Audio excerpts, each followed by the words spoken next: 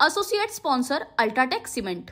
तुम्ही ज्या पद्धतीने आवाहन करताय, आधी पण आवाहन केले, त्याच्यामुळे वातावरण खराब होते। आता विरोधक आरोप करतात, आता पुन्हा विरोधक तुमच्यावर हाच पद्धतीने हमला करू शकतात, कारण तुम्ही लोकांना प्रोवोक करता, तुम्ही लोकांना भडकवता। ते विरोधकाचे डोळे गेले का? हरामखोराचे कोण आहे ते विरोधक?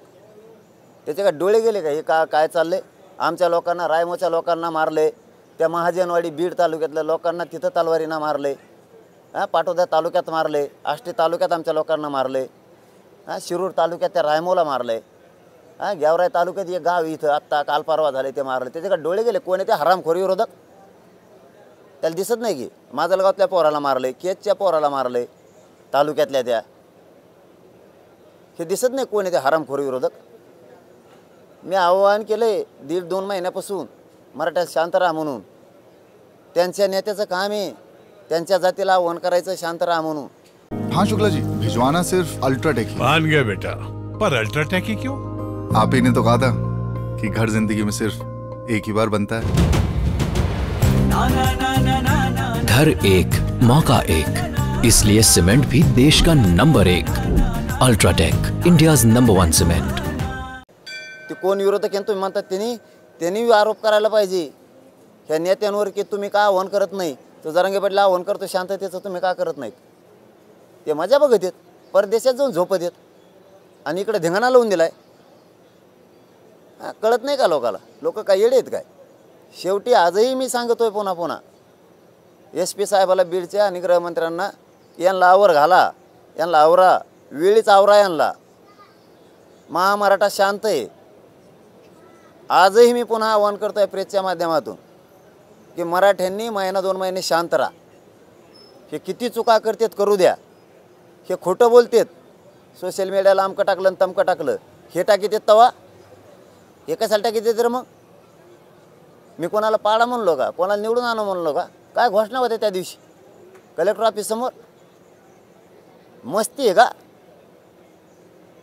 मला मी काय केलं तर पाड म्हणलो का तिला? काय राव? तरीही मी माझ्या मराठा समाजाला आवाहन केलेलं आहे, शांत राहा मराठ्यांनी, शांत राहा। तुम्हाला हात जोडून सांगतो, बीडसह महाराष्ट्रातल्या सगळ्या मराठ्यांनी शांत राहा 1-2 महिने। यांना चुका करू द्या, यांना चुका करू द्या, काय चुका करायच्या तेवढ्या चुका करू द्या। ज्या दिवशी नरड्याला लागेल त्या दिवशी बघू, कारण आपण काय अन्याय सहन करायला जन्म घेतलेला नाही, बघू। पण सध्या शांत राहा। आणि याच्यात SP साहेबांना बीडच्या आणि गृहमंत्र्यांनी तातडीनं लक्ष घाला। हे जाणून बुजून उद्रेक करायचा यांचा अंदाज आहे, ते जाणून बुजून करायला लागलेत। यांना आवर घाला, शहाणे असताना यांना आवर घाला। आणखीन बी आम्ही शांत आहेत आणि 1-2 महिने शांत राहणार आहेत, हे शब्द आहे माझा। पण लय आमच्यावर अन्याय झाला तर आम्ही शांत तरी कसं राहायचं हे सरकारनं आणि प्रशासनानेच उत्तर द्यावं आम्हाला। चलो, धन्यवाद। दादा, नेकनूरमध्ये म्हणजे मुस्लिम समाज तुमच्या सोबत आला। नेकनूरला तुम्ही दर्ग्यावरती एका चादर चढवली हजरत बाबांच्या, आणि एक व्हिडिओ सध्या व्हायरल होतोय की औरंगजेबाच्या कबरीवरती चादर चढवली असं म्हणजे काही लोक तो व्हिडिओ व्हायरल करतात महाराष्ट्रभर। त्या संदर्भात तुम्ही काय सांगा? नेमकी कोणती दर्गा होती, कुठली होती हे स्पष्ट सांगा। आता हे बघा, मराठा समाज किंवा हिंदू समाज बऱ्याचशा पिरांना पण मानतो, तिथं दर्शनालाही जातो। चादर काय म्हणतात त्याला, ते चढवतात।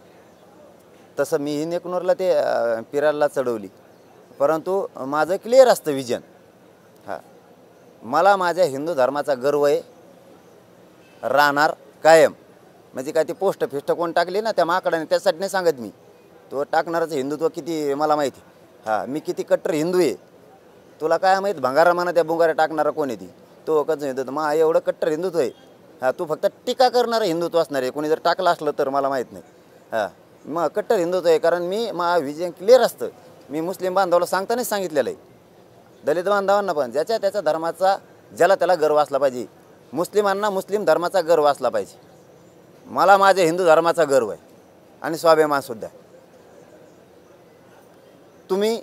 मी काय धर्म परिवर्तन करायला नाही आलो, सत्ता परिवर्तन करायचं। तुम्हाला तुमच्या धर्माचा स्वाभिमान ठेवा, मला माझ्या कायम राहणार। मी माझ्या धर्माचा स्वाभिमान सोडू शकत नाही कधीच। कारण मी कट्टर हिंदू आहे, कट्टर मराठा आहे. माझं असतं ते काय टाकतो रे बेगड्या म्हणा माकडे इवर माझ्याकडे इकडं समोरासमोर तुला सांगतो हिंदुत्व म्हणजे काय असतं आणि हिंदू म्हणजे काय असतं. तू काय शिकवतो मला हिंदुत्व म्हणजे काय? त्यामुळे ते असल्याचं मला काही ध्यान द्यायची गरज नाही. माझं फक्त विषय जो क्लिअर आहे माझं ध्येय आरक्षणाचं त्याच्यावरती मी ठाम आहे. पुन्हा जाता जाता सरकारलाही सांगणं की आमचं ठरलेलं आरक्षणाचा विषय सगळा तातडीनं मार्गे काढा. आम्हाला राजकारणाकडे जायचं नाही हे पहिल्यापासून मी 10 महिन्यापासून बोलतो. मलाही नाही जायचं, माझ्या मराठा समाजालाही नाही जायचं. तुम्ही जर नाही दिलं तर आमचा नाविलाज आहे, आम्हाला विधानसभा लढाव्या लागणार आहे. आणि जे हे काय बीड जिल्ह्यात चाललं आहे प्रकार ते जरा सरकारनं आणि एस पीनं तातडीनं थांबवावे. माझं आज पुन्हा एकदा जाहीर आव्हान आहे बीडच्या सगळ्या मराठा बांधवांना आणि महाराष्ट्रातल्या की आपण शांत राहा, आपण काहीही करायचं नाही. मी पहिल्यापासून सांगतो कोणी निवडून आला तरी पोस्ट टाकायचे नाही, कोणी पाळला तरी टाकायचे. आपल्याला त्यात आनंद नाही, आपल्याला आरक्षणाच्या गुलालात आनंद आहे. मराठ्यांनी शांत राहा.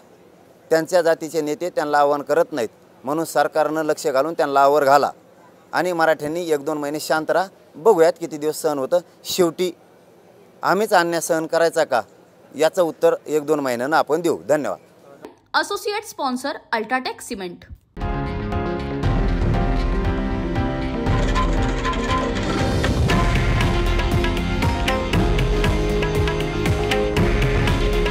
हे आहे देशातील नंबर 1 न्यूज नेटवर्क आणि आपण पाहत आहात TV9 मराठी.